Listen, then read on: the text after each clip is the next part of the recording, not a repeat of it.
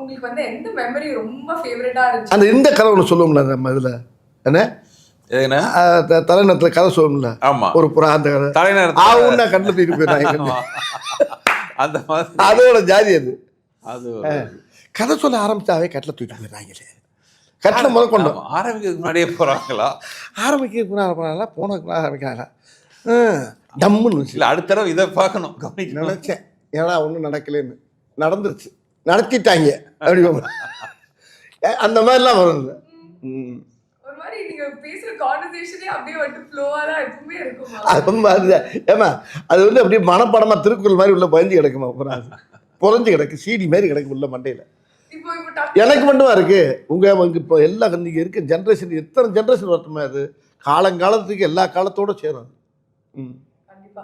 And இந்த ட்ரெண்ட்னு ஒரு விஷயம் இருக்குல்ல சார், ஒரு படம் பண்ணும்போது அந்த ஆடியன்ஸ் பல்ஸ்லாம் கேட்ச் பண்ணி அதுக்கு வந்து நீங்க எக்ஸ்ட்ராவா ஏதாவது ஹோம்ஒர்க் ஏதாவது பண்ணுவீங்களா? பட் என்ன நீங்க பண்ணாலுமே it seems like all generations are like relating to it. அது எதனாலன்னு ஃபீல் பண்றீங்க? இல்லைங்க, நான் முதல்ல நம்ம ரசிக்கணும், ஒரு விஷயத்த நம்ம ரசிக்கணும். இன்னொன்று வந்து இப்போ தலைநகரத்தில் டைலாக் வரும், எனக்கு எண்டே கிடையாதுறாங்கிற மாதிரி.